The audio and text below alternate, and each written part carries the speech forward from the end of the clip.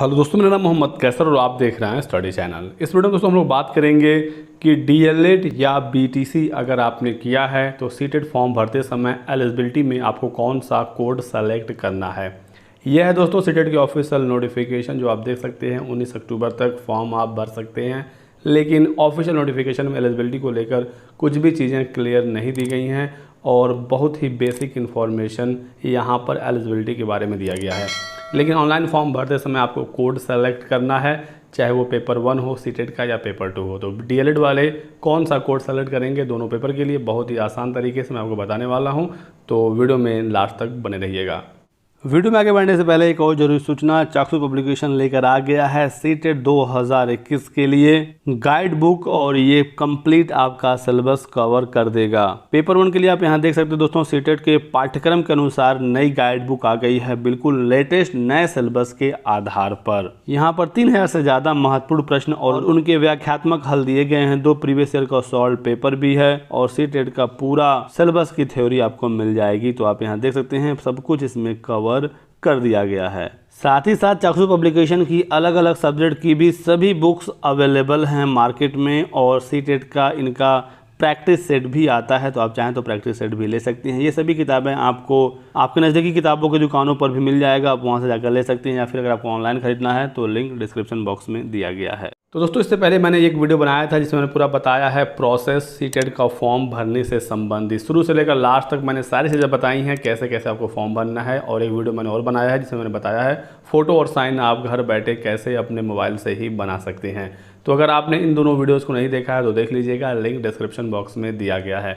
उन वीडियो पर काफ़ी ज़्यादा कमेंट आया है डीएलएड और बीएड के छात्रों के द्वारा कि हमें कौन सा कोड सेलेक्ट करना है। तो इस वीडियो में बताने जा रहा हूं दोस्तों डीएलएड वालों के लिए, और अगर आप कहेंगे तो मैं बीएड के लिए भी अलग से एक वीडियो बना दूंगा। तो ऑनलाइन फॉर्म भरते समय यह वाला पेज जरूर आपके सामने आया होगा। अगर आप पेपर 1 के लिए फॉर्म भर रहे हैं और आपने किया हुआ है डीएलएड, तो आपको सेलेक्ट करना होगा कोड नंबर 1। आपने 12th के बाद डीएलएड किया हो या फिर ग्रेजुएशन के बाद डीएलएड किया हो, दोनों कंडीशन में आपको कोड नंबर 1 सेलेक्ट करना है। अगर आपके 12th में यानी कि सीनियर सेकेंडरी में 50% नंबर हैं तो इस चीज़ का आपको बिल्कुल ही क्लियरली समझ लेना है। साथ ही साथ आप पास्ड हो या फिर फाइनल ईयर अपीयरिंग हो, दोनों कंडीशन में आपको कोड नंबर 1 सेलेक्ट करना है सीटेट पेपर 1 के लिए। अगर आपने डिप्लोमा इन एलिमेंट्री एजुकेशन, अब इसका नाम चाहे डीएलएड हो, बीटीसी हो या कुछ स्टेट में अलग अलग नामों से जाना जाता है, अगर 2 ईयर का डिप्लोमा है तो आपको कोड नंबर 1 सेलेक्ट करना है। बस आपका ये ध्यान रखना है कि 12वीं में 50% नंबर होना चाहिए। इसी के साथ साथ जिन्होंने डीएलएड किया है लेकिन उनके 12वीं में 50% नंबर नहीं है, 45 से लेकर 50 के बीच में है, तो उनके लिए कोड नंबर 2 है। तो ऐसे छात्र जिनको 5% की छूट मिलती है, रिजर्व कैंडिडेट होते हैं, उनको कोड नंबर 2 सेलेक्ट करना है, चाहे वो पास हो गए हों या फाइनल ईयर अपीयरिंग हो। तो चीज़ें बिल्कुल क्लियर हो गई आपको। थोड़ा सा मैं आपको बता देता हूँ पास्ड और अपीयरिंग के बारे में। जो पास हैं उनको तो कोई दिक्कत है ही नहीं, वो अपना फॉर्म बड़े आसानी से भर सकते हैं। और अब अपीयरिंग वाले फॉर्म भर सकते हैं या नहीं, तो फाइनल ईयर अपीयरिंग अलाउ है, जैसा कि साफ साफ नोटिफिकेशन में दिया गया है।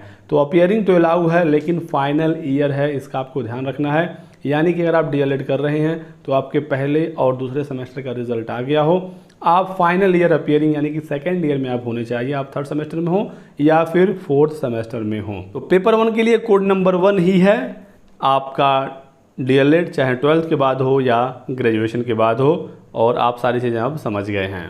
बात कर लेते हैं पेपर 2 के बारे में। अगर आप सीटेट का पेपर 2 देना चाहते हैं और आपने किया हुआ है डीएलएड या फिर बीटीसी, इस कंडीशन में भी आपको कोड नंबर 1 ही सेलेक्ट करना है, क्योंकि साफ साफ यहाँ पर लिखा गया है कि ग्रेजुएशन के बाद अगर आपने 2 year diploma in elementary education किया है तो कोड नंबर 1 सेलेक्ट करना होगा।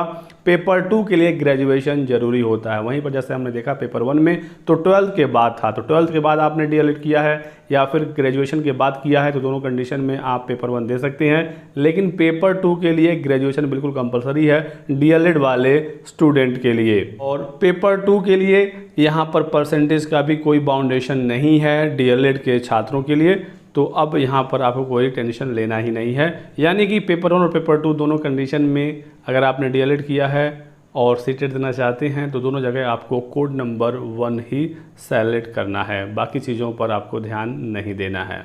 तो ये थी एक छोटी सी वीडियो, एक इम्पॉर्टेंट इन्फॉर्मेशन। अगर आप चाहते हैं मैं वीडियो बनाऊं बीएलएड के लिए भी या बीएड के लिए भी इसी तरह से, तो कमेंट करके मुझे ज़रूर बताइएगा। वीडियो को लाइक और शेयर कर दें, चैनल को सब्सक्राइब करके बेल आइकन दबा लीजिएगा दोस्तों, ताकि आपको इसी तरह की लेटेस्ट और ऑथेंटिक इन्फॉर्मेशन मिलती रहे। Thanks for watching.